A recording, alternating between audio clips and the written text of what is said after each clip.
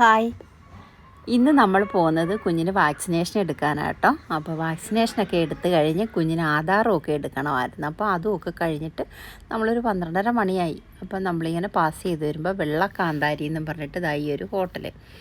അപ്പം ഞാൻ ആദ്യമായിട്ടാണ്, പക്ഷേ ഐശ്വര്യമൊക്കെ കഴിച്ചിട്ടുണ്ട് അവിടുന്ന്. അപ്പോൾ ഇത് നല്ല ടേസ്റ്റാണ് അമ്മ, അങ്ങനെ നമ്മൾ അവിടുന്ന് കഴിക്കാനായിട്ട് ഇറങ്ങി. അപ്പോൾ തന്നെ ഒരുപാട് കാറുകൾ അവിടെ കിടപ്പുണ്ട്, നല്ല തിരക്കുമുണ്ട് അന്നേരം തന്നെ. അപ്പോൾ ഒരു 1:30 മണിയൊക്കെ ആകുമ്പോഴത്തേക്കിനും ഭയങ്കര തിരക്ക്, ആ സ്ഥലം പോലും കിട്ടത്തില്ല എന്നാണ് പറയുന്നത്. അപ്പോൾ നമ്മളവിടെ ഉണ്ണാനായിട്ടിരുന്ന് കേട്ടോ. അപ്പോൾ അതാണ്ട് അമരയ്ക്ക തോരനും പിന്നെന്തുവാ അച്ചാറ്, നാരങ്ങ അച്ചാറും ഒരു പച്ചടിയും.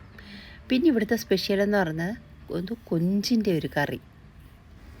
അപ്പം നമ്മൾ സദ്യ ഉണ്ണുമ്പോൾ ആദ്യം പരിപ്പും പപ്പടവും അല്ലേ ഇവിടെ ഒഴിച്ച് തന്നതെന്ന് വെച്ചാൽ കൊഞ്ച്, തക്കാളി, തേങ്ങ അരച്ച് ഉള്ളൊരു ചാറ് പോലെ.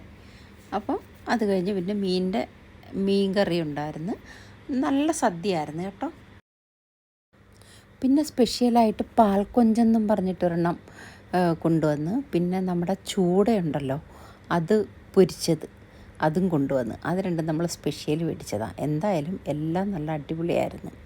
അധികം റേറ്റും ഇല്ല, സദ്യക്ക് 60 രൂപയും കണ്ടേ ഉള്ളൂ. അപ്പം എല്ലാം നല്ല രസമായിരുന്നു കേട്ടോ.